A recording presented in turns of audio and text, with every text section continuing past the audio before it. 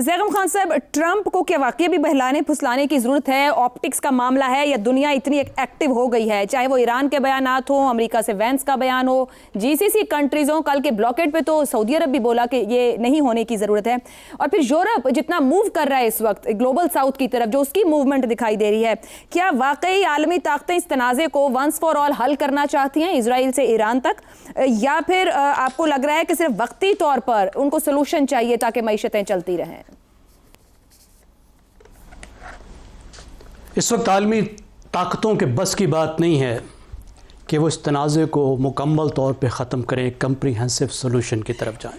उस पर मैं बात करता हूँ, लेकिन सबसे पहले आयशा, ईरान ने भी फ़तह का ऐलान किया, अमेरिका ने भी फ़तह का ऐलान किया। ऐसा ही है। तो मैं सोच रहा था कि मुज़ाकरात में पाकिस्तान को इलेक्शन कमीशन के चेयरमैन को लाना चाहिए था और वो फैसला करता कि दोनों पार्टियों में से जीता कौन है।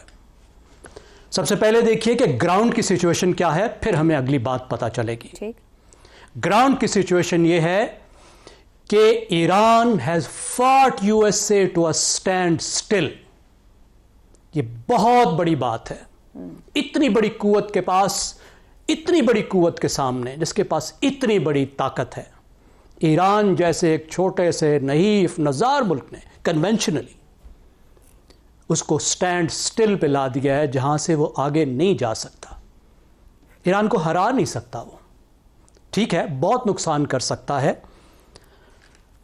तो पाकिस्तान जो है वो अब फोरम मुहैया कर सकता है, पाकिस्तान मुज़ाकरात फैसिलिटेट कर सकता है, लेकिन जो मुज़ाकरात का रास्ता होता है या जो मुज़ाकरात का फ़ैसला होता है वो मैदान तय करता है, वो मफादात तय करते हैं। अगर आज भी दोनों में से कोई एक ताकत यह समझती कि वो जंग के मैदान में इस वक्त फैसला कर सकती है, तो वहां फैसला कुन लड़ाई कर सकती है और दूसरे फरीक को मजबूर कर सकती है कि वो उसकी टर्म्स पर सुलह करे, तो ये जंग बंद ना हो सकती। तो जो लॉजिक है इस वक्त मैदान की, उसमें तीन बातें हैं। क्यों सुलह होने का इम्कान ज़्यादा है और क्यों ये सुलह मुस्तकिल सुलह नहीं होगी। देखिए, सबसे पहली बात और सबसे जो अहम बात है वो ये है कि कॉस्ट बहुत ज़्यादा है, दोनों साइड्स के लिए बहुत ज़्यादा है। ईरान के लिए तो 50 साल से ही बहुत ज़्यादा है, दुरुस्त, मज़ीद भी हो सकती है, इतनी बड़ी ताकत के वो मुकाबिल है। लेकिन इस वक्त अहम बात यह है कि अमेरिका के लिए कॉस्ट बहुत ज़्यादा है, मगरिब के लिए कॉस्ट बहुत ज़्यादा है, अमेरिका के इत्तेहादियों के लिए कॉस्ट बहुत ज़्यादा है, दुनिया के लिए कॉस्ट बहुत ज़्यादा है। तो जब इतनी ज़्यादा कॉस्ट हो तो फिर कम से कम वक्ती अमन जो होता है वो दोनों के फ़ायदे में होता है।